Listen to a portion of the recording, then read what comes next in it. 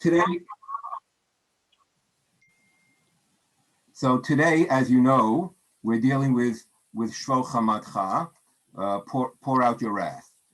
So I decided that I wanted you to see a couple of illustrations, and this is very famous. It's an illustration from the Prague Haggadah, which was the earliest printed illustrated Haggadah. It was printed in Prague in 1526, and these woodcuts are considered to be masterful. So this accompanies the page of pour out your wrath. The interpretation offered by the artist and printer is to see this as a messianic vision. And we'll come to this as we try to understand it. But in the end of days, there will be some justice. Israel will be justified, the nations will be punished, and what you have represented on this artistic page is, to the right, Adam and Eve in the garden. Down below, you have Samson and the gates of the temple that he tore down, and Judith with the head of holy furnace. Those of you familiar with the legend that we connect to Hanukkah. So, in other words, this is the creation of the world. This is a period of Jewish victory and God's presence. Hey, our session's tomorrow. What's that? That's okay. Someone was unmuted. And here we have the Messiah. This is a very classic and famous depiction of the Messiah.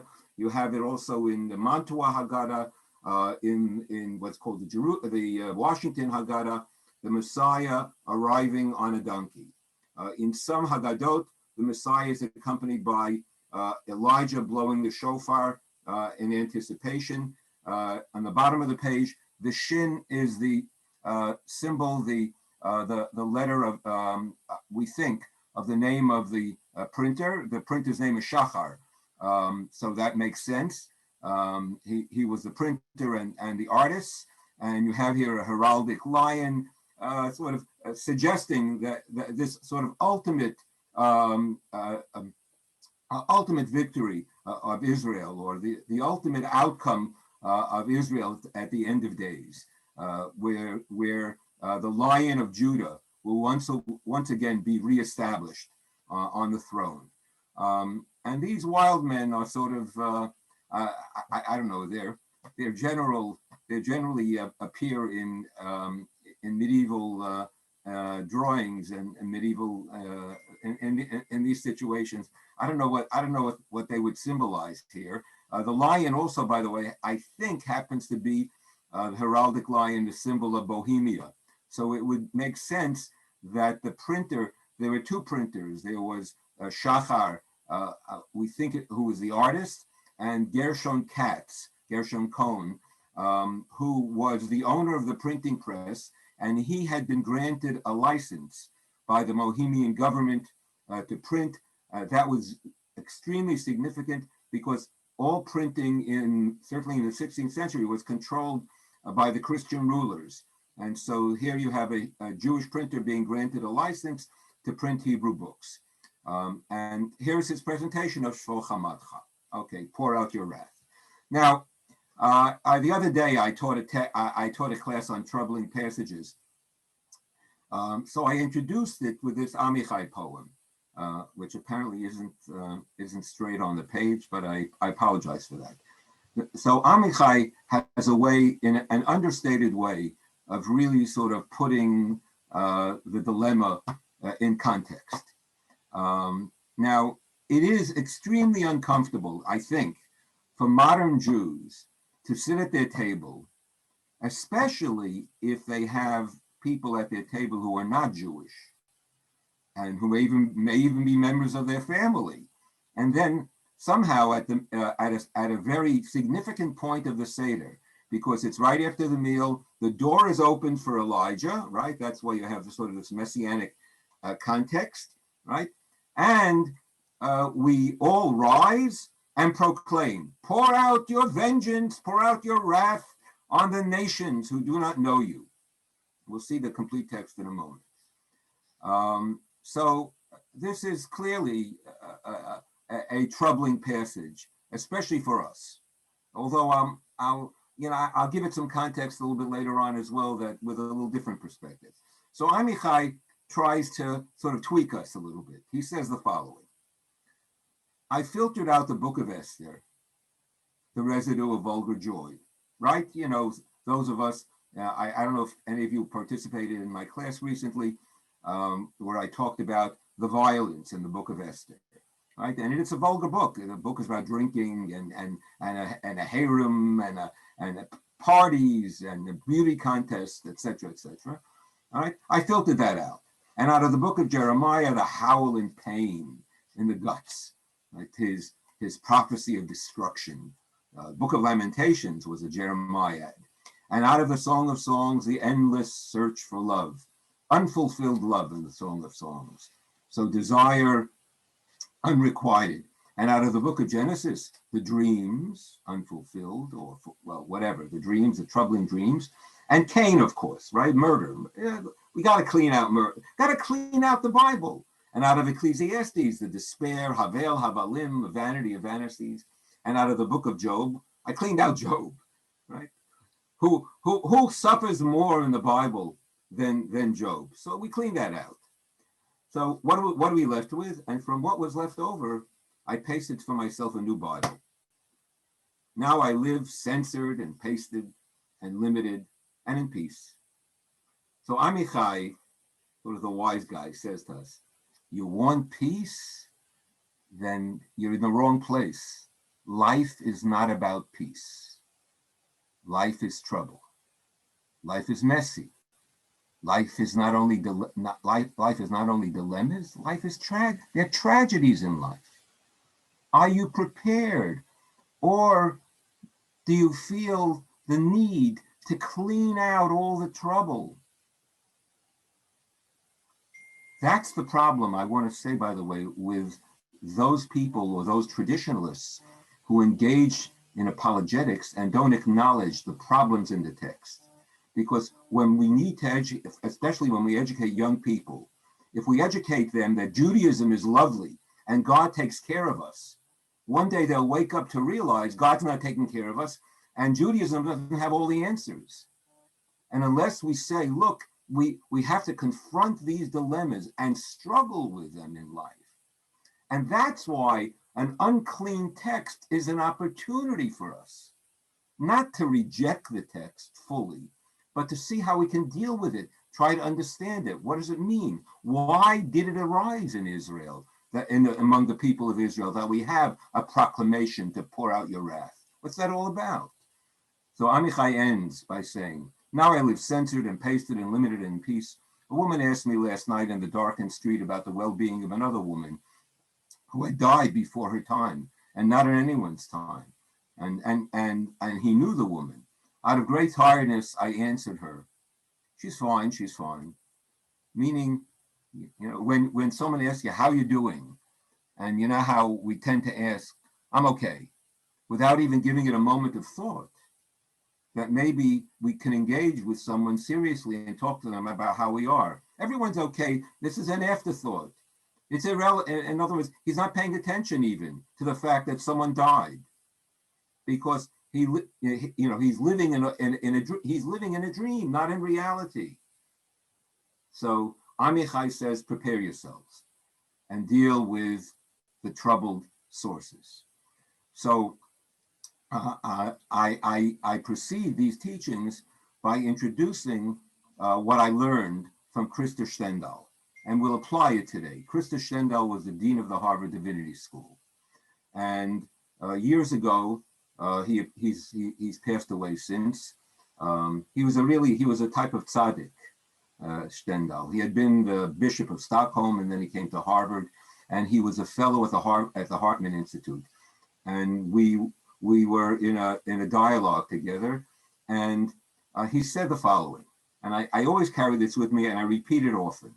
I call them the Stendhal principles. He said, when I am teaching a class in the divinity school to prospective ministers. And we're dealing with passages in the New Testament that I know are read in church on Sunday and are anti-Jewish. So, and I also know that it's part of the cycle of readings and they can't be erased, right? That's one of the principles. There's no whiteout in scripture. It's there. It's part of the religious ritual cycle. So this is what I teach my students. I tell them, number one, acknowledge the bigotry and prejudice in the text so that you own it. And you tell them this indeed is the consequence of this particular passage, number one. Number two, contextualize. Tell them that this text reflects the controversy between Jews and Christians in the first century, not in the 21st century, at that time, not in the 20th century when Stendhal presented, right? Number two. Number three, if you can, reinterpret. And I think that reinterpretation is a sort of a noble quest, a noble project, because the text will remain with us given the fact that it's part of the tradition. And if we have it, we may as well draw something positive out of the text. There's an old Hasidic principle, hara kisei latov. Evil is the prod, the throne for good. That is, sometimes crisis, or very often crisis, which we don't seek, is an opportunity for us for transformation. So take the opportunity of a really negative text to create a conversation, a moral dilemma, or a lesson, or a positive lesson that you can draw out of the negative text. If that's impossible, says Stendhal, then what you're obligated to do is to condemn the text, which you may be obligated to do anyway. And that's a whole other discussion. But that takes a lot of courage because it involves religious people condemning the sources themselves as immoral. Very rare do you hear that, but it's absolutely necessary. These are texts of terror, and in the wrong hands, they can be preserved as justification for sustaining acts of violence in our time, and we know that. Just as a reminder to you, Baruch Goldstein, who killed Muslims in prayer at the mosque in Hebron, was acting to fulfill the obligation on Purim of wiping out the Amalekites. So he thought. So we have to be careful with our explosive teachings. Now, I want to show you some variants, and then we'll get to the subject itself. And I mean to the substance. Okay. So this is a photograph from a facsimile of the earliest printed Haggadah. It was printed in Soncino in Italy in 1486, and it begins. Those of you who are familiar with it in Hebrew, and there's a lot of Hebrew in these texts that I've prepared. I apologize. But you know, the source, I didn't have time to translate some of these sources. So here we finish the meal, and we have instructions for beginning the second half of the meal. This is precisely the place where "pour out your wrath" appears in our Haggadah. In the Haggadah of Soncino of 1486, it is absent. It doesn't appear. As far as I know, it's the only Haggadah where it's not mentioned.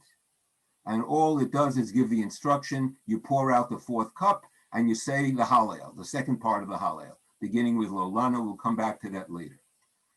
As a variant is a Haggadah that wasn't printed, a manuscript that was itself produced in a similar period in northern Italy. Right? It's called the Rothschild Miscellany because it includes, this particular manuscript includes 37 books, different books and commentaries. It's at the Israel Museum. You can see it. It's almost always on. I think it's almost always on display. If not, it's owned by the National Library, and there's a facsimile available. And I have with me actually the facsimile of the Haggadah. This is from the Haggadah part. So here we have the verse that begins our passage, shpokh חמתך אל הגויים אשר לא ידעוך ועל ממלכות אשר בשמך לא קראו. So in this version of the Haggadah, printed in Italy, not printed, that was produced in Italy in between 1460 and 1480, only one verse of the 4 verses that appear in our Haggadah appears. All right, and it doesn't it doesn't call for their destruction, which appears in the other verses. It does call for your wrath to be poured out on the nations. All right, so I mean, I just want to show you how this is sort of a developing idea in the Middle Ages, and that we still, in the 15th century, we still have a number of variants. What is striking to me, and here's the whole text, I'll read it to you.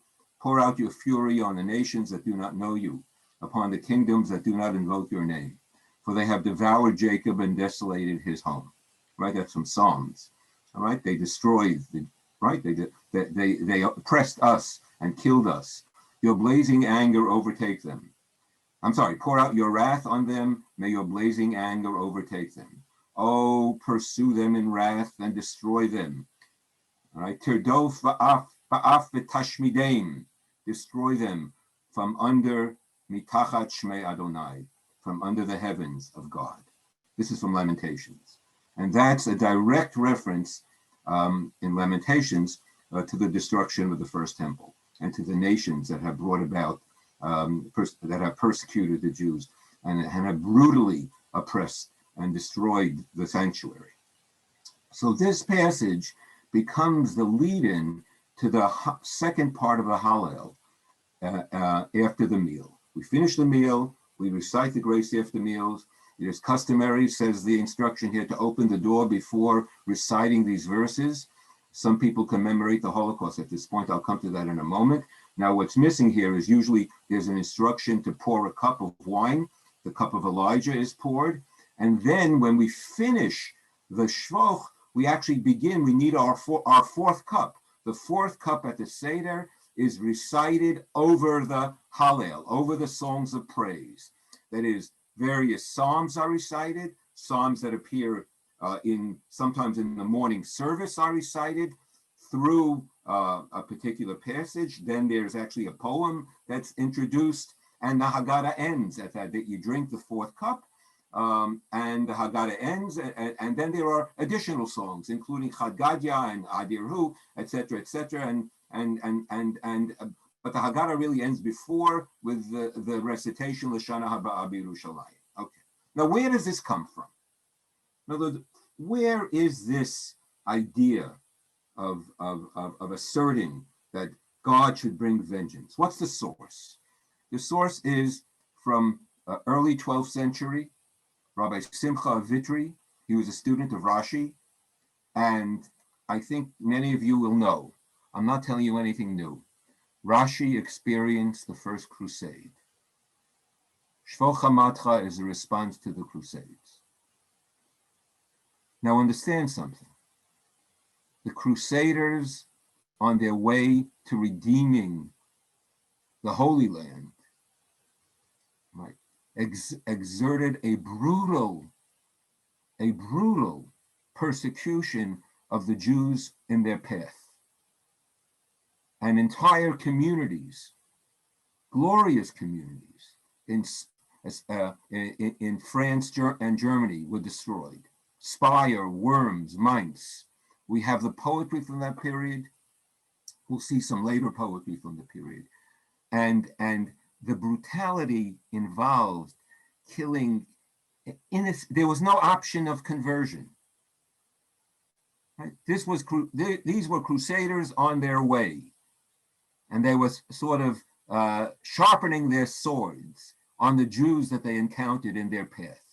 And they thought that would actually aid them in their mission towards redemption if they can destroy the Jews. And whoever there were attempts by leaders, Christian leaders, to stop them. There was no stopping them.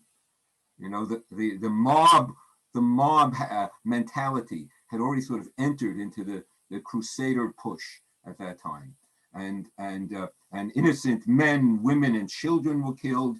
You have all sorts of stories about parents who sacrifice their children rather than allowing them to fall into the hands of Christians. I mean, it's just horrible to read these accounts.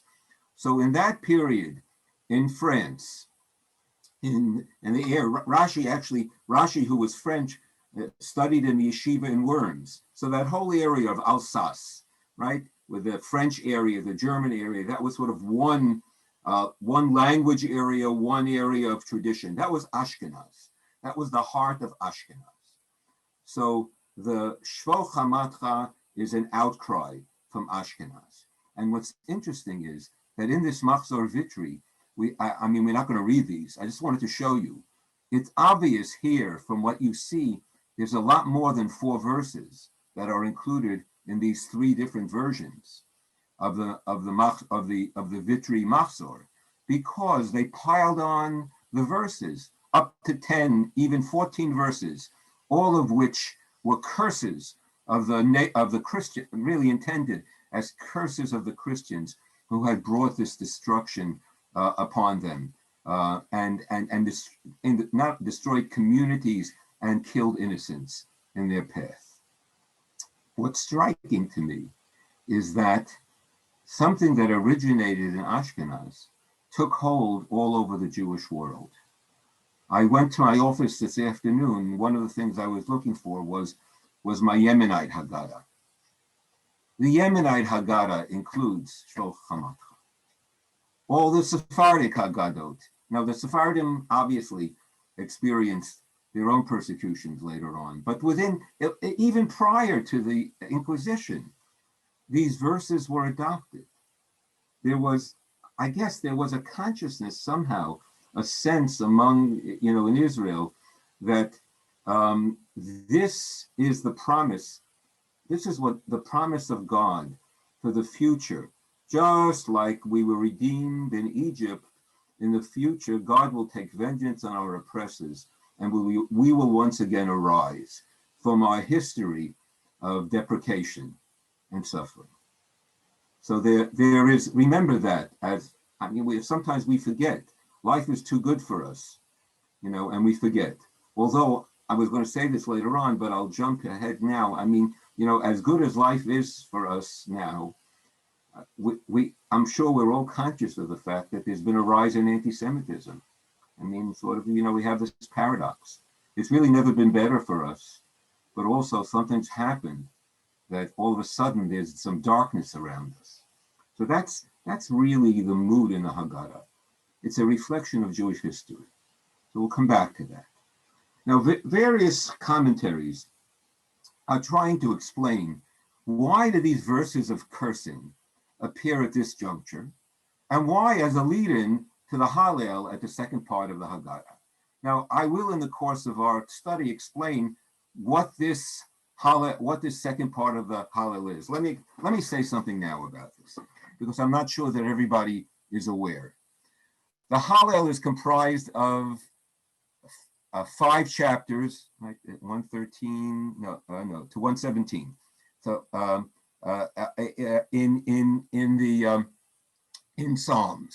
in the Psalms, and they are recited as a song of praise at each holiday. In fact, on Passover, the custom is Passover at night in the synagogue. It's the only night of the year where that occurs. The custom is to recite the Hallel in the synagogue itself, the whole Hallel, with a blessing before and after. That's how Hallel is always recited, except in the Haggadah. In the Haggadah, number 1, in almost all Haggadah services, there are no blessings. There are exceptions, okay? And number 2, and most striking, the Haggadah is split. The first 2 chapters before the meal and the last chapters after the meal. Now, if you tell me, the reason for that is, well, it's too long. Well, what do you mean too long? The whole recitation of Haggadah is long. So what would another couple of chapters add? When there is a split in a ritual recitation that is normative, then we all have to ask ourselves why, and we'll come to that. Actually, we have some suggestion already here as to what the illusion is. But I think that you should know that the Hallel is sort of a standard prayer, and it's broken up and introduced by these verses of cursing. Why? What does this have to do with that? Okay. So Rabbi David Abudraham, who basically he's from Seville in the 14th century, and his work on prayer is a summary of much of what had been written before him. So he tells us as follows. I'll actually read it in the Hebrew and translate. The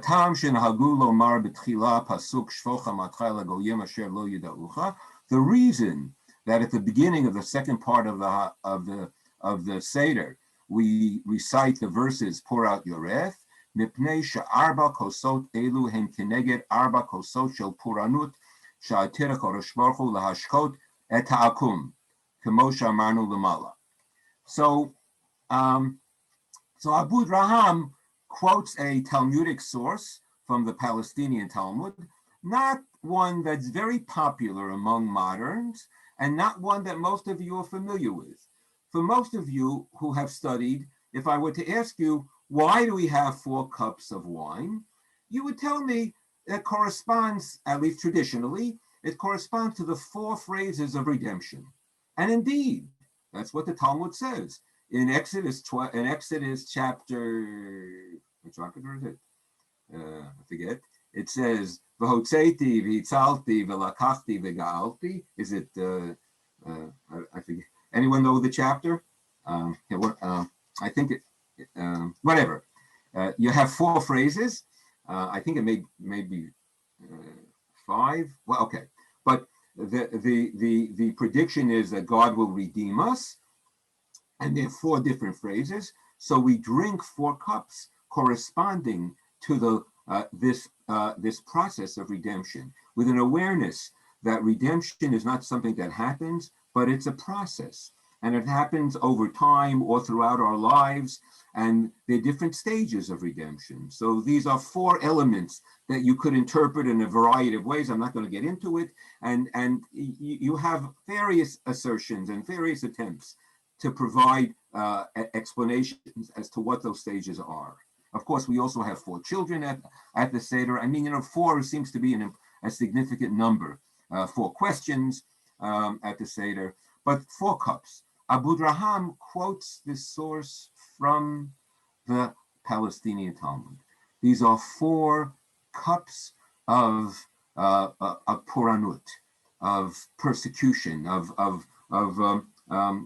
what's a good translation for puranut? Excuse me for a second. I must check a more precise translation. I apologize. Puranut. One sec. Puranut is here. Puranut, a calamity. All right, that's a soft way of putting it. Of calamity. 4 verses of calamity. 4 cups of calamity. Now, what are these 4 cups of calamity about? The tradition has it that there were 4 kingdoms that oppressed the Jews. There was the Babylonian, the Persian, the Babylonian, the Persian, the Babylonian, the Assyrian, the Persian, and the Roman, right? And we are now in the Roman period. Now, the Roman period is Edom. Edom is Esau. Esau is Christianity. All right. So the cursing here, specifically 4 cups, Abu Draham says, the reason that we say shpוך xamatcha after the meal is that now is the time for us to take the 4th cup. The 4th cup is the beginning of the last part of the meal.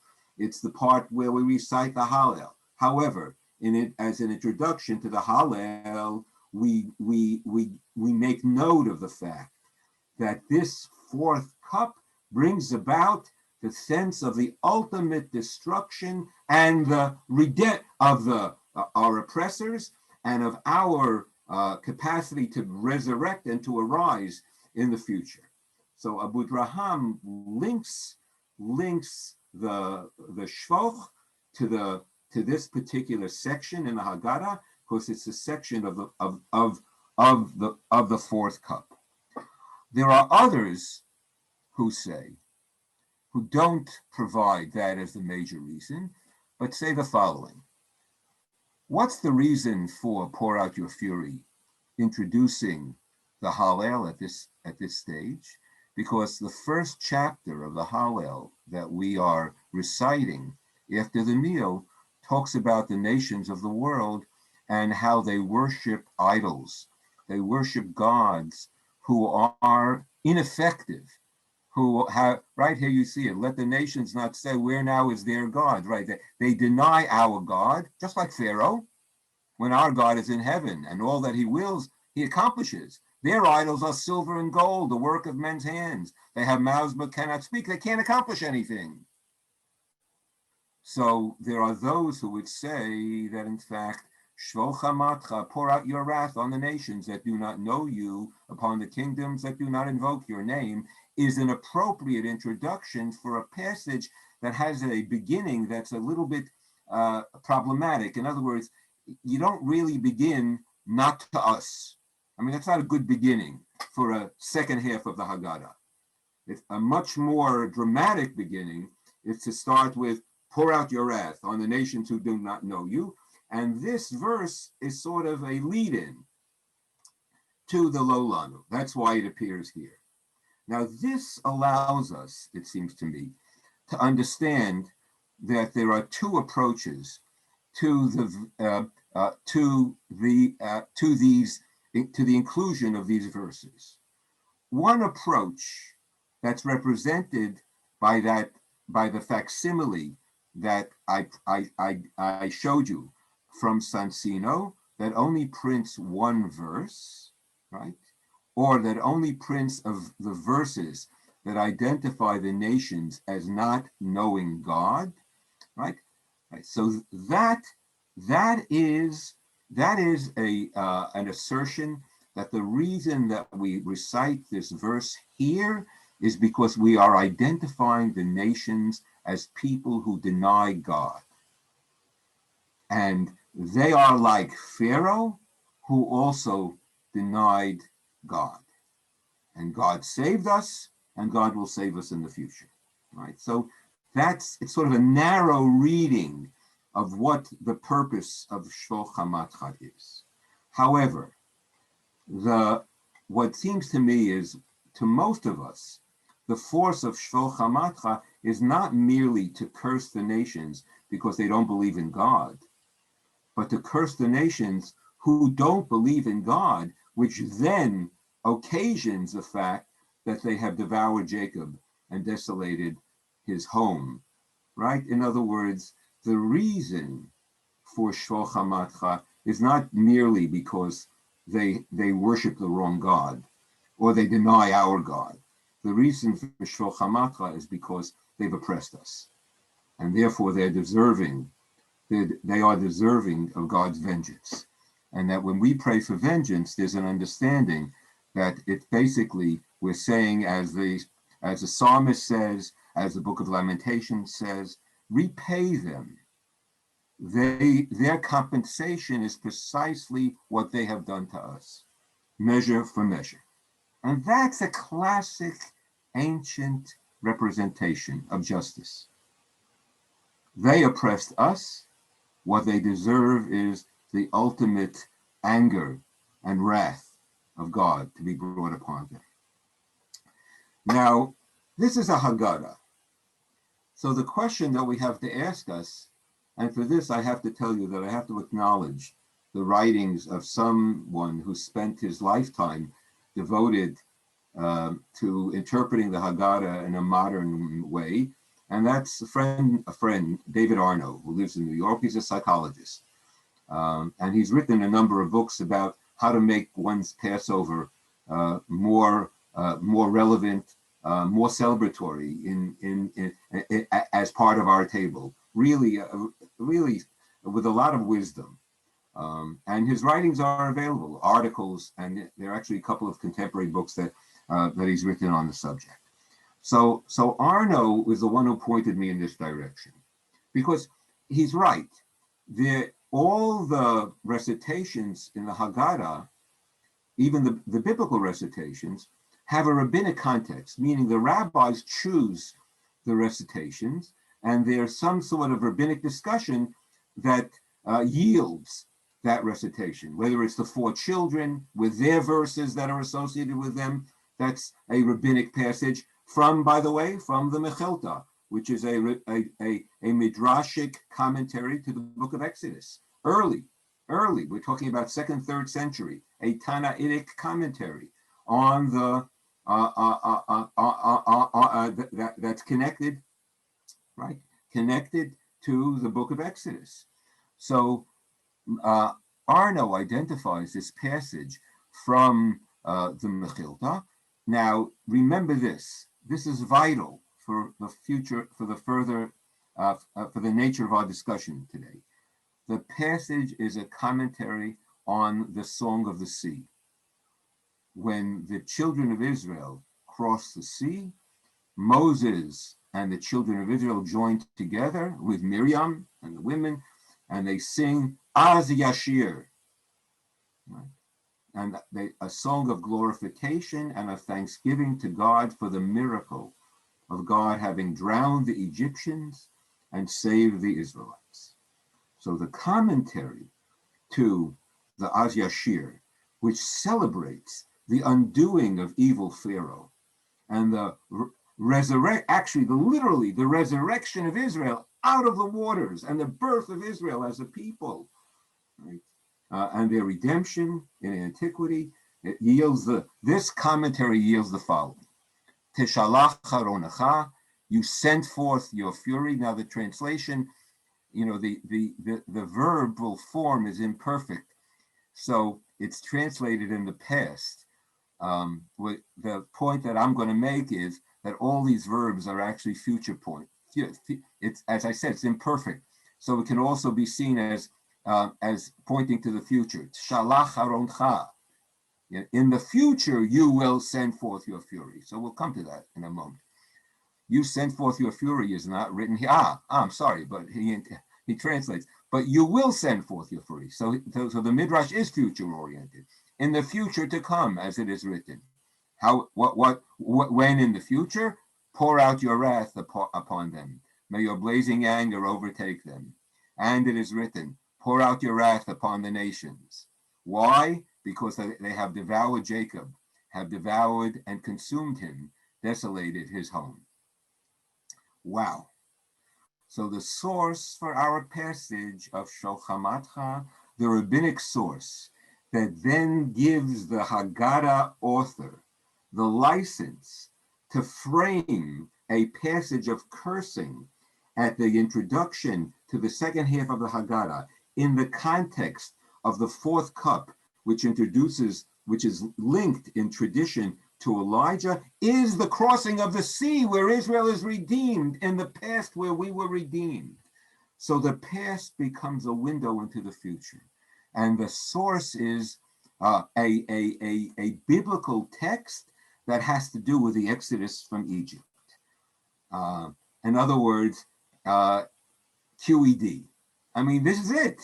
This is the basis for our introduction of verses of curses. They are part of a commentary introduced by the rabbis to the passage that celebrates the crossing of the sea when we exited Egypt and were saved by God. So that commentary is now produced as a prayer for vengeance in the future, which is actually contrary to what I said originally here, the thrust of this particular midrash. So it's right there in the midrash, the source of our passage. Now we have to understand the context of the introduction of Shpok Chamatcha after the Crusades. In other words, what does it yield What is it responding to?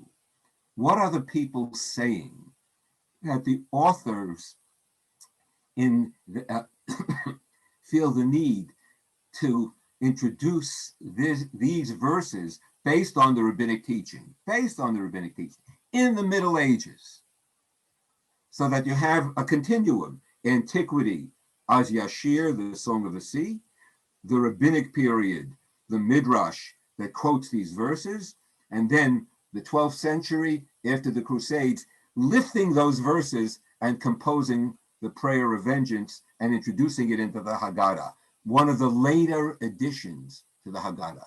By the 9th century, 8th, 9th century, the Haggadah was closed. All of a sudden you have this introduced as a late addition. So what were people saying in the after the Crusades? So we have here a number of examples. Here's a poem by Ephraim of Bonn, who writes, "May the rock who is white and ruddy overturn Edom, as he did Sodom," Edom meaning Christianity, "so that my glory may sing praise to thee and not be silent. And may he inflict upon it the accursed nation of Ishmael." I mean, so he's an equal opportunity cursor here. So it's the Muslims as well. "The upheaval of Gomorrah. May he lead back the stray lamb as in former times to its abode," that's Israel. "May he erect the chosen edifice, the temple, in splendor and in majesty, and make the crown resplendent over the entire domain of it," etc., etc. "As of yet we suffer great privation. For while copper may be replaced with gold, what recompense can be made for Rabbi Akiva and his colleagues? But no, we cannot question the ways of him who is fearful and awesome. We must always declare his righteousness. It is we who have sinned. What can we say? May his strength be aroused and his mercies awakened upon us. Amen. May it thus speedily occur upon the completion of the book of remembrance." So Ephraim of Bonn is very pious. He says, "We sinned. God, we call on you to redeem us." The Chronicle of Solomon earlier during the First Crusade writes, "They cried out to the Lord with all their hearts, saying, O Lord God of Israel, will you completely annihilate the remnant of Israel?" In other words, this is less apologetic than the later passage by Ephraim of Bonn. "Where are all your wonders, which our forefathers related to us, saying, did you not bring us up from Egypt and from Babylonia? In other words, and restore us from on numerous occasions. You redeemed us from Egypt. You built the second temple after the first temple was destroyed. We experienced redemption twice, once after Egypt, once after the Babylonians destroyed the temple, and we had another hundreds of years of peace. What happened, God, that you abandoned us? How then have you now forsaken and abandoned us, O Lord, giving us over into the hands of Edom, of evil Edom, so that they may destroy us? Do not remove yourself from us, for adversity is almost upon us, and there is no one to aid us. The Crusaders are coming, and they're going to kill us all." And then a reflection on the Crusades in a poem by Yitzhak ben Bar Shalom, who writes, "Mi chamocha ba'elim." This is a riff on a rabbinic midrash. The rabbinic drasha is, "Who is like you, O God, among the gods?" Ba'elim. That's part of the Song of the Sea, exactly our text. The rabbinic midrash is, "Mi kamocha ba'ilmim." Who is like you among the gods, who is silent? This is an accusation against God. This is the trial of God. There is none like you among the dumb, keeping silence and being still in the face of those who grieve us. You promised, you said you would be there in history to save us. You did it in the past. Where are you now? Keeping silence and being still in the face of those who grieve us. Our foes are many. They rise up against us, that they take counsel together to revile us. Where is your king? They taunt us. Right? But we have not forgotten you, not deceived you. Do not keep silence. Those driven from the midst of men became proud. They crushed your people with rigor. These arrogant non-believers who deny you, your enemies lifted up their head. Those seekers of ghosts and of idols, our foes would judge us and are saying, how now, you hapless Jews? Do not keep silence. Your God is silent. Your God is powerless. And you are you are ours for the taking. In that context, the shpוך Chamatcha, the pour out your wrath, emerges. Now, it emerges in part as an assurance, right? Do not worry, just like God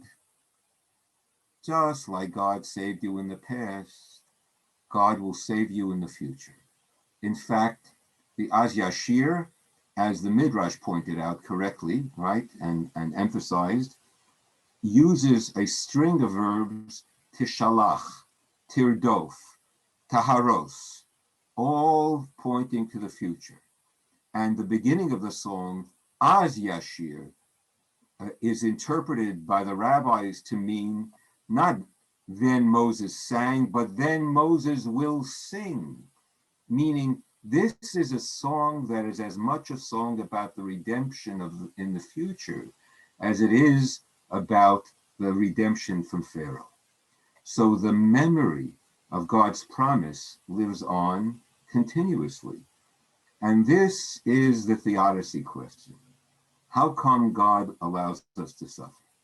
And it's right here in the middle of the Haggadah, and it's the question that was raised in the Middle Ages. So what is our interpretation and what is my sense of how to turn around what seems to be a prayer for vengeance and derive from it perhaps some meaning for us so that we can emerge from this sort of encounter with a curse and understand our sense of responsibility as we lead into the second part of the Haggadah. Remember the following. The second part of the Haggadah, here I'll actually read this with you and translate. The Maharil, who collected all the customs of Ashkenazic Jews at the beginning of the 14th century, in Rabbi Levi Molin of Worms, writes as follows. The reason that we divide the Hallel on the Passover nights in this manner, because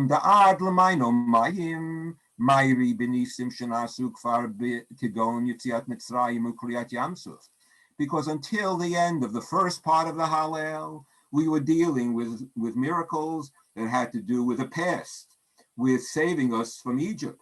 So the first part of the Haggadah is a focus on what God did for us in redeeming us from Egypt. Umin lolanu va'elech, the second part of the Haggadah, from lolanu onward, Iri benisim shatidim liyot bimot HaMashiach.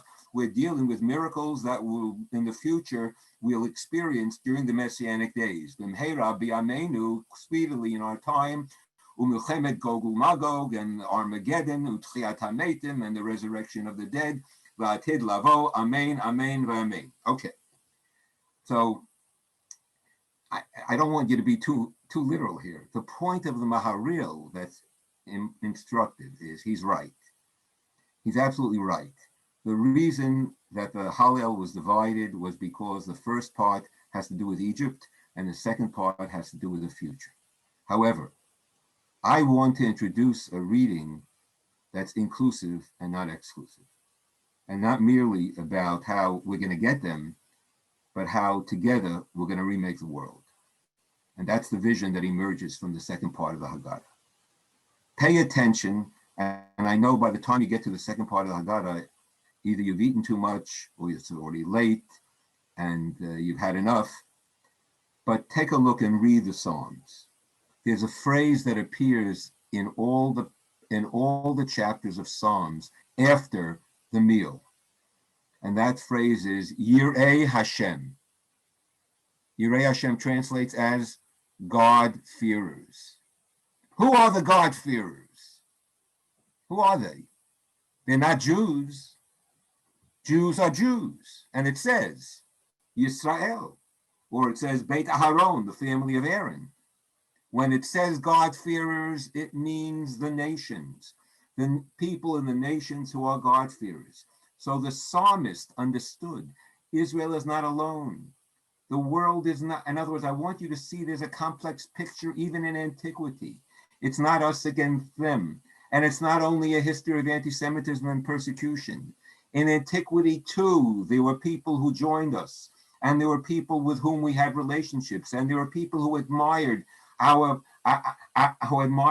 practice and who were attracted to Judaism, and they were and especially to Shabbat. That's what I've taught that before. There were those Isaiah talks about those who observe the Shabbat. So these Yirei Hashem are fellow travelers. And the second part of the Haggadah tells us, in the first part, we focused on our suffering. The lesson that we should learn is not simply the standard lesson, which is just like in the past, as we focused on our suffering, God saved us, so too in the future, God will come and save us. Because I have to tell you the following. We who live now have a very different theology. We can no longer embrace the simplistic notion that God's going to intervene in history and all of a sudden God's going to save us. And that God will miraculously, like the Maharil says here, there will be miracles in the future. On the other hand, we've had, by the way, it's not just that we know this. We've also experienced the Rabbinic tradition and medieval philosophy. And you know what? The rabbis and the medieval philosophers and the later rabbis already dealt with these questions. They were many of them, not all of them. I mean, there's a division among those who are more traditional in their understanding and more innovative. But the innovative among them were less literal in their understanding than we are. And that's not something that only emerged in the 20th or 21st century. In rabbinic antiquity, there were rabbis who already understood that the age of miracles is over. And the prayer for God's intervention is not about miraculous intervention. It's about our responding with our taking upon ourselves responsibility. I'm going to make that argument in a moment, but I want you to see that and understand that the second half of the Haggadah is an introduction to a new vision, which is, since we are, and the one that I think that many of you are familiar with from your social justice understanding of Passover, and that is, since we were oppressed in Egypt and God saved us, and we had that experience of redemption, then we take upon ourselves the obligation to bring the message of redemption to the world itself, because we've been liberated and we understand what suffering is all about. Now, there are two responses, psychological responses to being the victims. One psychological response of being a victim is, Evet ki yimloch. I was a slave, and now I'm king, and I'm going to give it to you, because now I have power. I was powerless, you beat me up, and now I'm going to beat you up. We know people like that. We know governments like that. We know rulers like that throughout history. There's an alternative, a more difficult alternative that says, precisely because we were victims and we understand the full dimension of suffering in the world and the sense of abandonment, we won't let anyone else be abandoned. And we will encourage others to look positively. In fact, I had to tell you, this story of the Exodus is an inspiration to people universally for liberation. You should take a look at Michael Walzer's book, Exodus and Revolution, and understand the revolutionary nature of the Exodus in the minds of subsequent revolutions in history, in the modern period. Especially look at the African American, the Black liberation movement. It still sings the songs of redemption. In some ways, they feel the Exodus more intimately than we do. They understand its ramifications. They sing the songs. They let my people go. They're freeing the slaves. We got to get on the bandwagon there. We got to join. It's our song. Or we have to sing together. That is, we have to harmonize with them because we're after the same goal. So it can't all be bitterness. It also has to be a vision, a vision, a celebratory vision of redemption. And so here I want to move into the rabbinic thought. This is a passage from the Zohar that talks about the importance of Az Yashir, but I'll skip it for now. Let me emphasize the following. What happens in the Haggadah with the choice of these verses, whose home is a midrash, a rabbinic commentary on the Song of the Sea, is it drives us to look at the Song of the Sea from two perspectives. One, the literal perspective introduced seemingly with these verses that says, you saved us in the past, you punished Pharaoh, you're going to save us in the future and punish the nations and pour out your wrath on the nations. But also, it drives us to a midrash in the Talmud in the name of Abba Shaul. On the Song of Songs, on the verse, this is my God, and I will adorn him. Ze'eli va'anvehu. Now this phrase in the Song of the Sea, not the Song of Songs, the Song of the Sea, is a difficult phrase. So Abba Shaul, we'll skip the first part here. It's relevant to Monday when I talk about art, not to today. Abba Shaul says the following: Ve'anvehu, and adorn him, the divine, or adorn him. It's a midrash.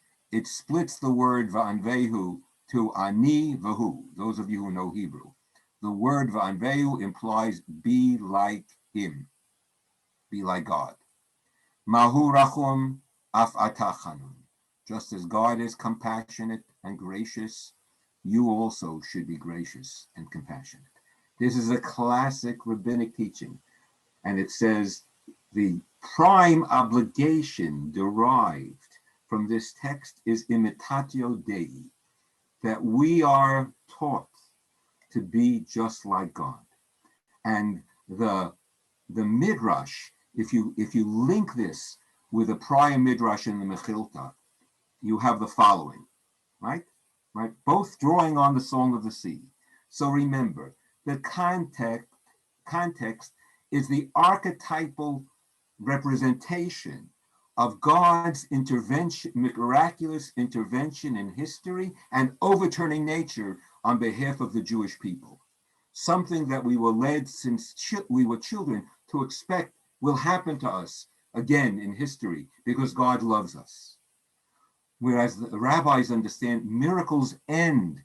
They end with the Bible, and there's a handoff that goes on. And the book of Esther, by the way, represents that handoff because God isn't mentioned and there are no miracles in the book of Esther. And the responsibility and the active participants and the actors who occasioned the change were human beings, Mordechai and Esther. They potentiate the redemption, not the divine.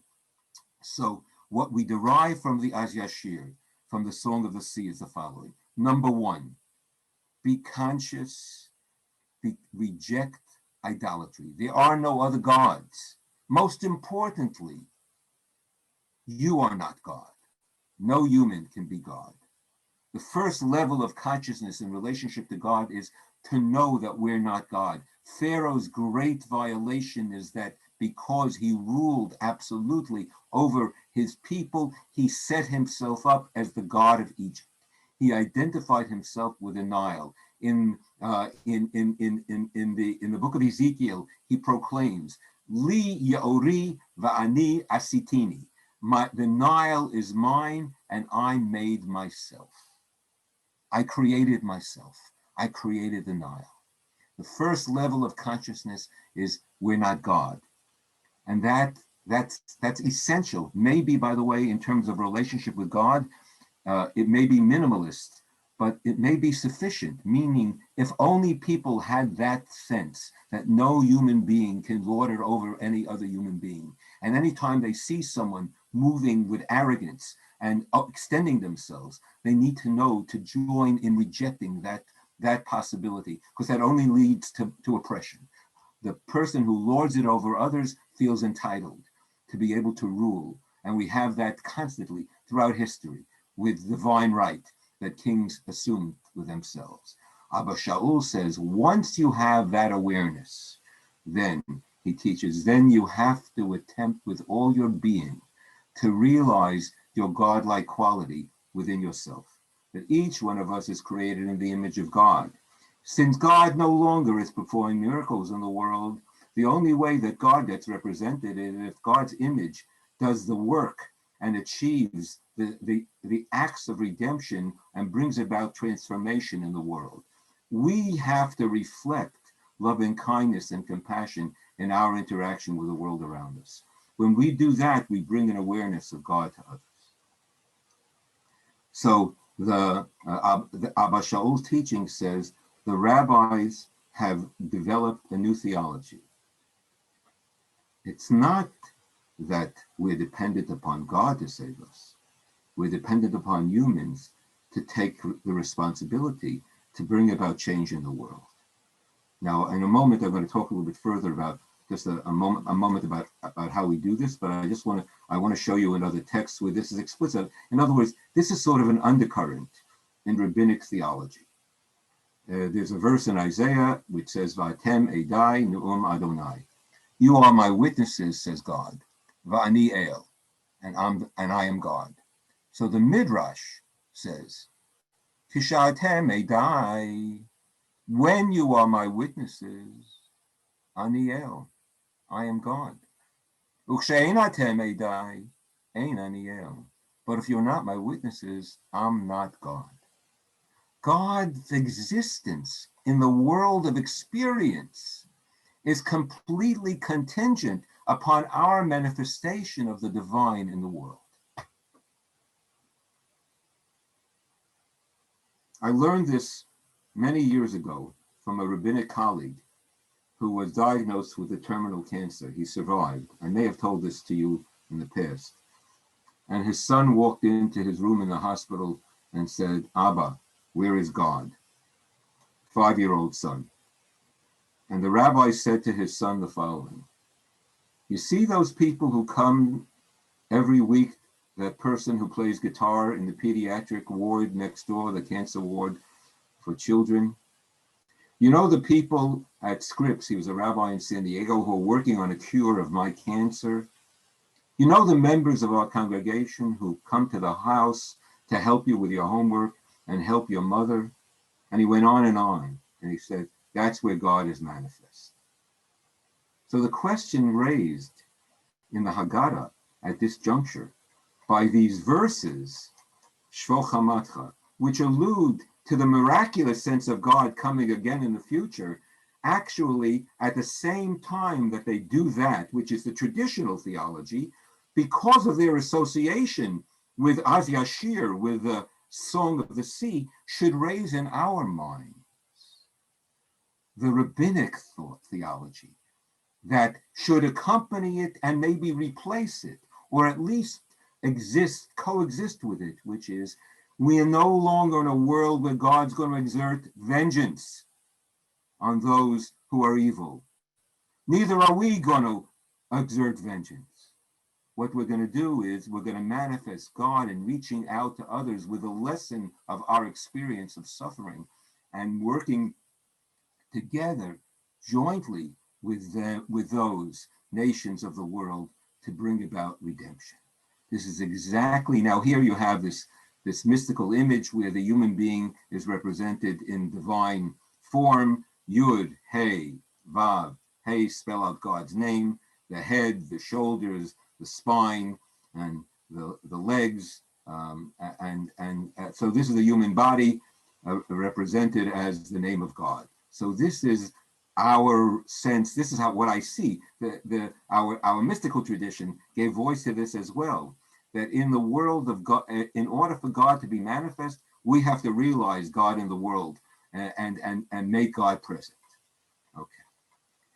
So I'm going to end, well, sort of end, by sharing with you this teaching of Eliezer Ashkenazi from the 16th century. Eliezer Ashkenazi was a rationalist, itinerant actually. I mean, he served as a rabbi in a number of communities, and he's in the tradition of Maimonides, the rational tradition of Maimonides and of Menachem HaMeiri, all of whom understood that that the way in which Judaism will live in this world is by extending itself and by recognizing the universal significance of its message. So what does he do with a passage like Shpok Chamatcha, pour out your wrath on the nations? He says, it only applies to the nations that do not know God, that deny the exodus from Egypt because they don't accept the miracles and wonders. It is quite clear that the Gentiles among whom we are exiled all know about Exodus and believe in it and know its details. We only curse the idol worshippers who don't believe in creation and who destroyed the temple, and the nations who became Edom and Ishmael, Christianity and Islam, because they were still not not the nations who became Edom and Ishmael, but now are Gentiles, and the Ishmaelites know God and acknowledge the Exodus. Forfend for us to curse them from our religion. And when we do curse those who afflict us unjustly persecute us, the curse is not from our religion, God forbid. Forfend, but as a person who curses one who afflicts another. In other words, it's one individual against another, not our tradition against them, against their tradition. Our holy Torah announces this in the name of the head of the faithful, Abraham, that God does not desire this, as it is written, will you destroy the righteous with the wicked? In other words, how can we curse those who are innocent and those of us who have a basic commitment to morality in the world around us? We know they're not idolaters as in the past. And the master of the prophets said, one person will sin and the whole community should be cut off. That's Moses. And from the writings, it is clarified that we are not allowed from our religion to curse nations that acknowledge the exodus from Egypt and know God, even if they have not received the Torah. Basically, what he means is any people who are committed to a basic morality, and of course, as being a religious thinker, he's asserting link to religion. I'm not going to get into the question about whether religion is essential or necessary in order for there to be morality, but that's Ashkenazi's understanding, that basic morality somehow is related to some sense of God, and that we, as were depicted as taught by Abba Shaul, God is represented to us as the prototype of moral perfection. And we are obligated to see God as a type of mirror in heaven against which we judge ourselves. How are we doing in the world in reflecting the godliness which was instilled within us potentially, the image of God, to realize in our lives? Are we achieving compassion, patience, mercy? Are we realizing that in loving others, or are we rejecting them? To reject others is tantamount to denying God. That's how he understands it. That is why it was not permitted for Israel to etc. Okay, that's his final comment. So what I would say is that Eliezer Ashkenazi is turning Shpok Chamatcha, pour out your wrath, on its head. He's saying the following. The Shpok Chamatcha passage that we read, pour out your vengeance, that relates to everything only in the past, the nations who deny God. What it does is it gives us a framework. The framework leads us to a tension, the tension between an experience that there are still peoples of the world who hate us, and in their hatred, actually give voice to the fact that they are God denying because they lack basic morality and they're out to destroy us, and they have attempted to destroy us. But that same Shpok Chamatcha makes us realize that the nations among whom we live are not God denying. So they're not cursed. In fact, not only are they not cursed, but they are our potential partners.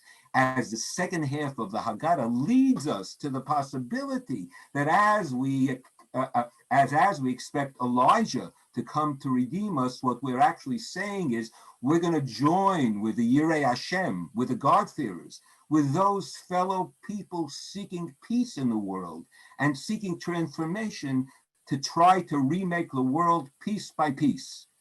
All right, so that there's we have a different reality. from the reality of oppression. Unfortunately, by the way, this is there's a dimension where it's utopian. It seems to me that no matter how modern we are and how we want to deny God intervening in history and cursing because we are offended by that, we can't deny the fact that there are still oppressors in the world who would commit atrocities, including, by the way, genocides. The Uyghurs. Look what's going on in Myanmar. In other words, we're so far removed from a world in which people realize the sense that they have a responsibility to jointly transform the world. What's the vision that they have? I want to conclude just with a couple of, I want to mention some asides and then a possible, concluding vision that goes beyond where I've been, drawing on the sources. So we were not the first generation to be sensitive. There was a rabbi who lived through the Holocaust, who himself changed the Shpok Chamatcha, or claimed to have found the manuscript from 1521. The manuscript, he claimed, read, "Pour out your love on the nations who have known you, and on the kingdoms who call upon your name, for they show," etc., etc. And then pour out your fury on the nations who do not know you, upon the kingdoms, etc., etc., etc. Okay, so it turns out that not only was this wishful thinking upon this rabbi, but that he basically invented this tradition. That he claims that what happened with the manuscript from 1521 is that it was lost in the Holocaust. So nobody ever saw it. It was never cataloged. No library ever had a record of this particular manuscript, nor of he attributed it to the ownership of a famous Austrian Jew whose surname was Wertheimer. He was an officer in the Austrian army and in the monarchy, was considered to be very significant. But Wertheimer never owned this Haggadah, and this Haggadah never existed. So this is a forgery. However, it's made its way into modern Haggadot, and people are sort of comforted by the fact that someone redeemed the Shpok Chamatcha by introducing not pour out your wrath, but pour out your love. I think it's extremely gracious. I don't want to reject it. I just want you to know that it's a modern source. Okay, contemporary source. I find very useful, however, by the way, let me say something else, that in 1904, in the Breslau Rabbinical Seminary in Germany, then the chief Talmudist gave a lecture in which he urged the replacement of pour out your wrath by these verses from Isaiah. In the days to come, the mount of the Lord's house shall stand firm above the mountains and tower above the hills, and all the nations shall gaze on it with joy, and the many people shall go and say, come, let us go up to the mount of the Lord, to the house of the God of Jacob, that he may instruct us, etc., etc. For instruction shall come forth from Zion, the word of the Lord from Jerusalem. Thus God will judge among the nations and arbitrate for many peoples, and they shall beat their swords into plowshares and their spears into pruning hooks. Nation shall not take up sword against nation. They shall never again know war. So this was the suggestion by the Talmudists in a traditional rabbinical seminary in Breslau to replace Shpok Chamatcha with a vision of the future. This is a vision of coexistence, of inclusion, and our working together. But I find at the same time the word David Moss in his commentary to his magnificent manuscript that unfortunately I don't have time to share with you today, very, very significant. He writes as follows: taken together, it seemed to me, these two almost contradictory explanations. Why do we open the door? So Moss says we open the door because we're not afraid. We're past the time where we have to fear the nations. We live in a new world. We live among the nations. So we open the door that we feared opening throughout the ages because of persecution. Tonight we open up graciously. On the other hand, there's a possibility that we open the door because we're still scared, and we're opening the door to show, as we have many sources in the Middle Ages, to show the Christians that there are no dead Christian children in our home. So we open the door a little bit, even though we used to keep the door open entirely for the Seder and invite people in. because we're scared, we actually keep the door closed all night except for a few minutes when we open it up just to show them that everything is okay. So Morse writes, taken together, it seemed to me that these two almost contradictory explanations for the open door perfectly captured the ambivalence, the paradox of the Jew in a non-Jewish world. We have nothing to fear, we have everything to fear. We are a chosen people, we are a despised people. And the door is the ideal symbol of that always unsettling, primary and intuitive knowledge, deep within every Jew, of what Jew means to every other people and what Jew means to Israel.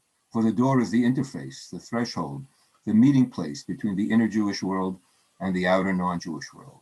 How it opens, when it closes, and how it closes, has in a sense created Jewish history.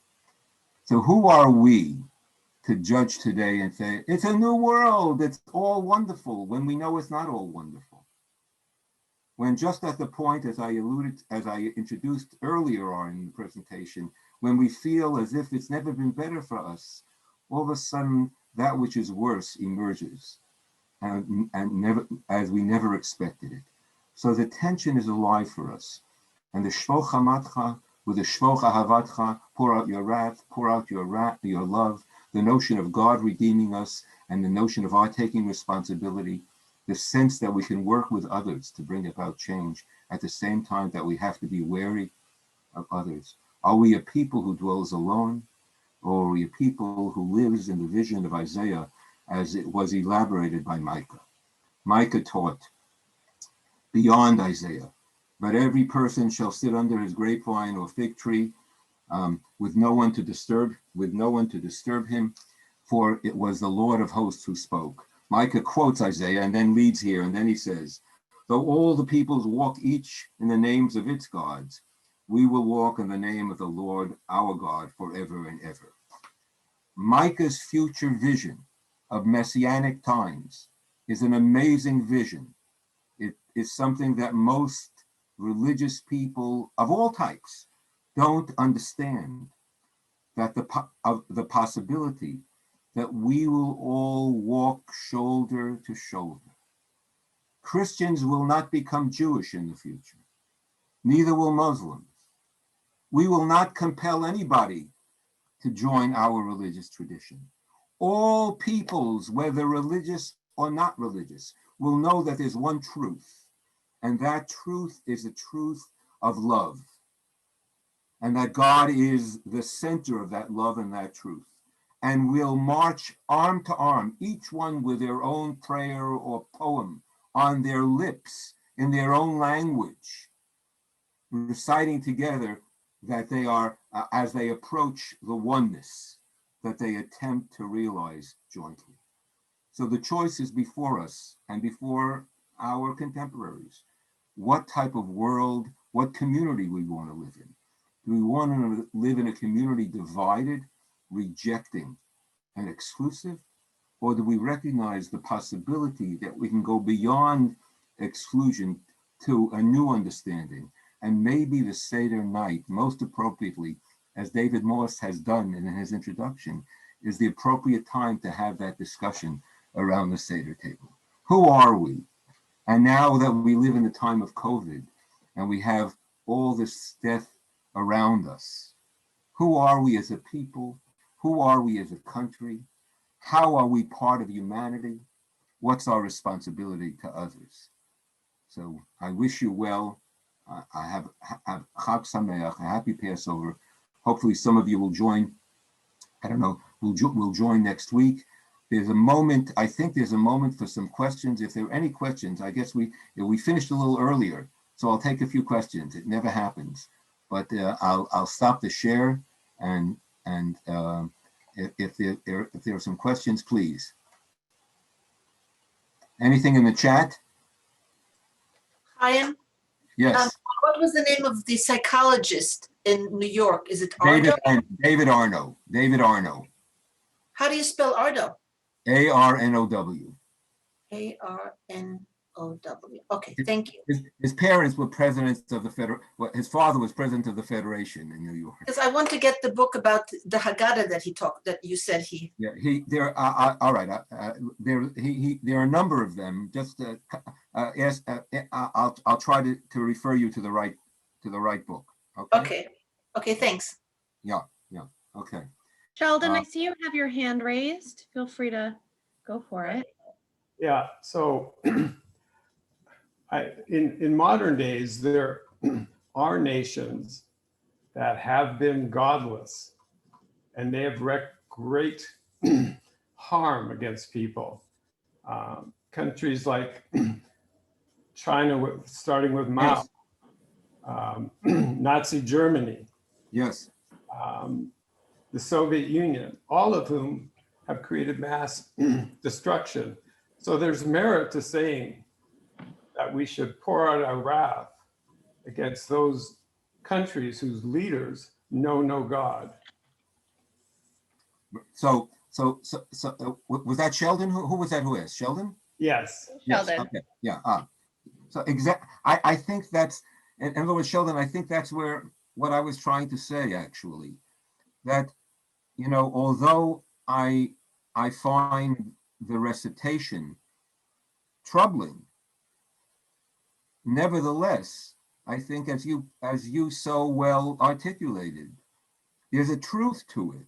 There are, what in religious terms, the God deniers who destroy everything around them and who feel justified in doing so. And we need to be aware of that there is such a thing as evil in the world. And merely praying nicely isn't going to transform the world if we're not aware that there's sometimes there are limits. And we have to, and Moss is right. The tension is alive for us. We are more relaxed and yet not so relaxed. How can we relax? Think about this. We're going to have a celebration. How are we going to celebrate when you know that there's an entire people whose whole culture is being eradicated right now in our time? The Uyghurs. There's a systematic eradication of their way of life. And it was done before, or attempted to be done before, in Tibet. So it's not just the Nazis who did it. It's not just the Rwanda that happened. It's happening now. The Rohingya, although there was a genocide of the Rohingya. And I'm using the term genocide carefully. It's the legal term for describing what has occurred and what's occurring. And so it's unsettling. And I think we have to give voice to that unsettling dimension, and we have to find our allies. Sheldon, this is what I would say. At the same time that we recognize those sources of evil, we have to recognize that we have allies in the world who are ready to push back. And I would also add that we have a lot of redemptive work to do in our own country. It's split, it's divided, and there was a bad strain that was introduced, or that emerged. It was there all the time, but now that has emerged, and it's become dominant in a certain part of the community, the Jewish community, the American community. How are we going to reach out to them? How are we going to work with them? How are we going to somehow find the commonality that's necessary to rebuild the world? I worry about what we're leaving our children, and therefore we can't rest. I'm sorry to tell you this. No rest allowed. You haven't worked enough. Let me raise another issue. I mentioned it the other day when I was teaching, and that is, it seems to me, in addition to these crises that have emerged now, that is crises of persecution, there's a general crisis that's overwhelming us in the world, and that's climate. And even if everybody were living peacefully, you couldn't rest. And if you are concerned or interested, there's an organization that's a year old called Dayenu.